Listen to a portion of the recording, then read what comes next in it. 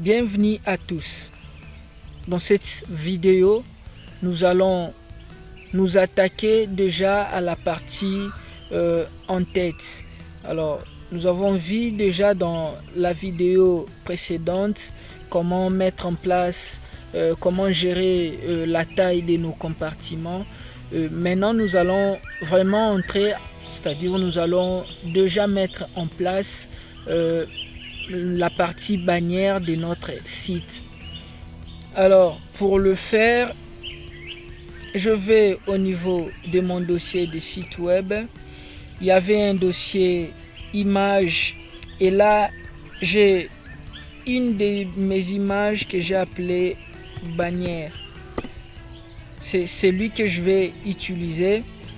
Je rentre au niveau du code, au niveau de mon fichier HTML et là j'enlève le texte qui est là, bannière, j'enlève bannière, je le remplace par UMG SRC, je mets les guillemets, dossier image et bannière.png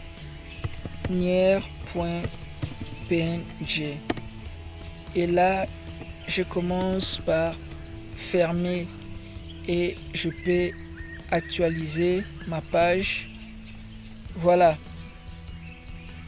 Je vérifie bannière avec 2 N. J'enregistre, j'actualise.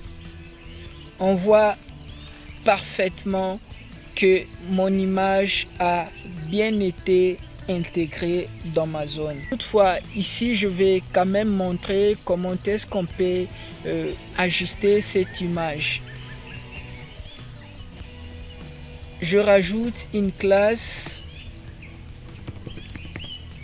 Voilà. Je l'appelle IMG bannière. Comme je l'appelle IMG bannière, je me rends au niveau de mon fichier CSS.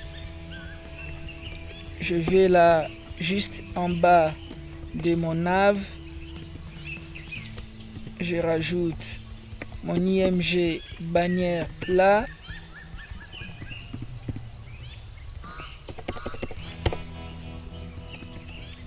Je fais le width.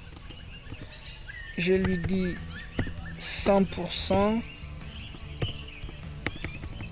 J'enregistre, j'actualise. On voit là que le width occupe maintenant l'intégralité ou soit les 100% de l'espace disponible. Là, c'est très important. Je viens en fait de réaliser quelque chose de si important.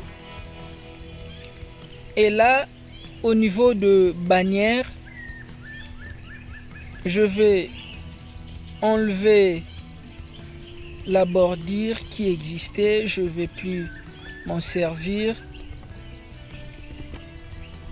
J'enlève cette bordure. Voilà, ma bordure est partie.